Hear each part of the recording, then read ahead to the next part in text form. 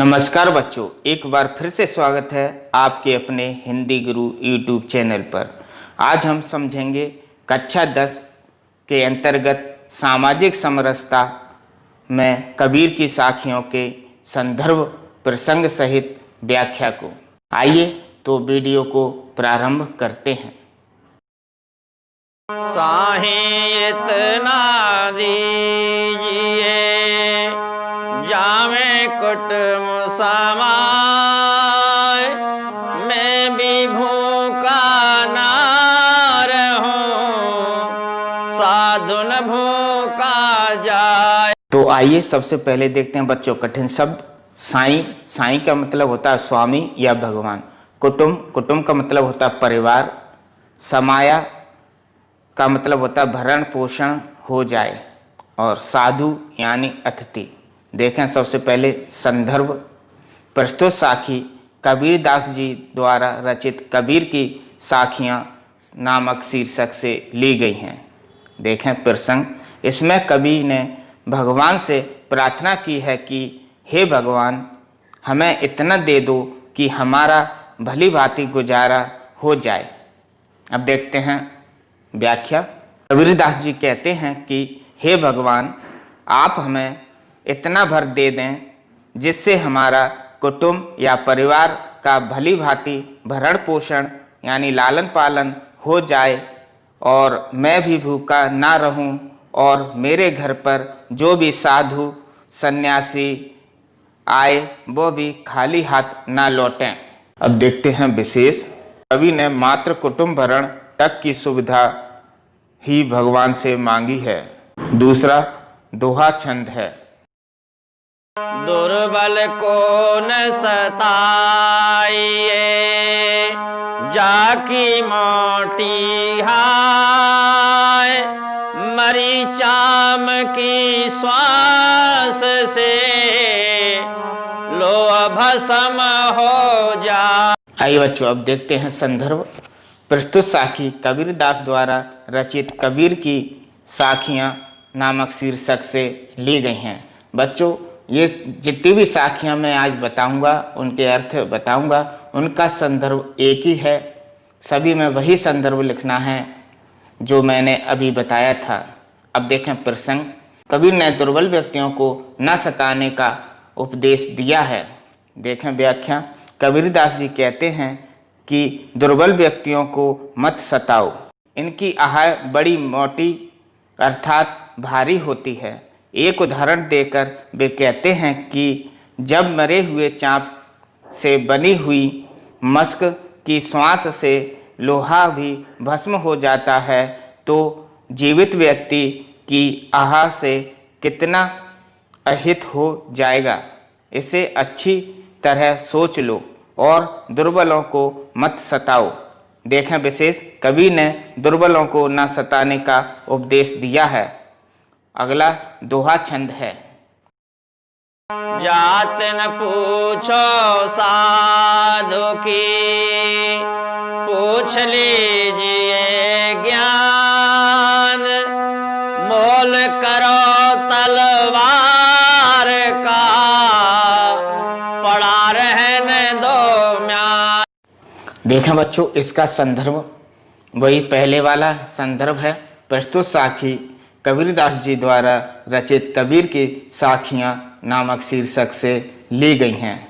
प्रसंग। कबीरदास जी साधु सन्यासी की जाति न पूछने और ज्ञान जानने की बात कहते हैं। देखें व्याख्या। कबीरदास जी संसारी मनुष्य से कहते हैं कि हे मनुष्यों, तुम कभी भी किसी साधु सन्यासी की जाति के बारे में मत पूछो। यदि तुम्हें पूछना है तो उससे उसके ज्ञान के बारे में जानकारी लो। एक उदाहरण देकर कबीर बताते हैं कि मूल भाव तो तलवार का किया जाता है, म्यान को कौन पूछता है। देखें विशेष।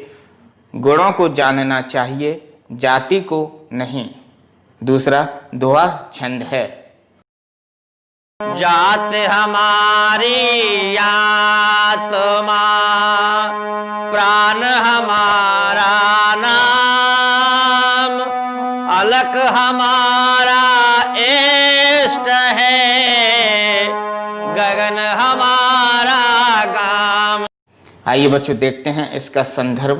प्रस्तुत साखी कबीरदास जी द्वारा रचित कबीर की साखियाँ नामक शीर्षक से ली गई हैं। संदर्भ: इस साखी में कबीरदास जी अपना परिचय देते हुए कह रहे हैं कि व्याख्या: कबीरदास जी कहते हैं कि हमारी आत्मा ही हमारी जात है, हमारा नाम ही हमारे प्राण हैं।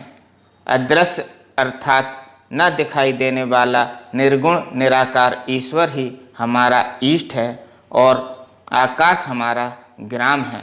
देखें विशेष में कवि ने अपनी व्यापकता का परिचय दिया है। दोहा छंद है। कामी क्रोधी लालची इन पे भक्त न हो, भक्त करे कोई सूरमा, जात वर्ण कुल खोए। आइए बच्चों देखते हैं इसका कठिन शब्द। कामी यानी होता है काम वासना में रत रहने वाला, जाति यानी जाति होती है, कुल होता है, वर्ण यानी वर्ण व्यवस्था, और खोए यानी खोकर। इसका संदर्भ पूर्वत जैसा रहेगा जैसे पहले मैंने बताया था। प्रसंग देखते हैं। अंत में कबीरदास जी ने बताया है कि कामी क्रोधी व्यक्तियों से ईश्वर की भक्ति नहीं हो सकती है। व्याख्या: कबीरदास जी कहते हैं कि कामी क्रोधी और लालची स्वभाव के व्यक्तियों से भगवान की भक्ति नहीं हो सकती है। जो व्यक्ति जाति एवं वर्ण भूल जाता है वही सूरमा होता है और वही भगवान की भक्ति कर सकता है। देखें विशेष में पहला, विषय वासनाओं से मुक्त होकर ही भक्ति की जा सकती है। दूसरा, दोहा छंद है। ऊंचे कुल क्या जन्मिया जे, करणी ऊंच न हो, सोवन कलश सुरे भरा, साधु निंदा हो। आइए बच्चों अब देखते हैं संदर्भ। प्रस्तुत साखी कबीरदास जी द्वारा रचित कबीर की साखियाँ नामक शीर्षक से ली गई हैं। देखें प्रसंग। कबीरदास जी कहते हैं कि ऊंचे कुल में जन्म लेने से कोई व्यक्ति ऊंचा नहीं होता है। व्याख्या: कबीरदास जी कहते हैं कि ऊंचे कुल में जन्म लेने भर से कोई व्यक्ति ऊंचा नहीं हो जाता है। यदि उसके कार्य ऊंचे नहीं हैं तो वह कभी भी ऊंचा नहीं हो सकता है। ऊंचे अर्थात श्रेष्ठ कार्य करने वाला व्यक्ति ही ऊंचा होता है। वे उदाहरण देकर कहते हैं कि सोने के कलश में मदिरा भरी हुई है तो साधु लोग उस कलश की प्रशंसा न करके निंदा ही करेंगे। देखें विशेष में पहला, व्यक्ति अच्छे कामों से ऊंचा होता है, ऊंचे कुल में जन्म लेने से नहीं। दूसरा, दोहा छंद है।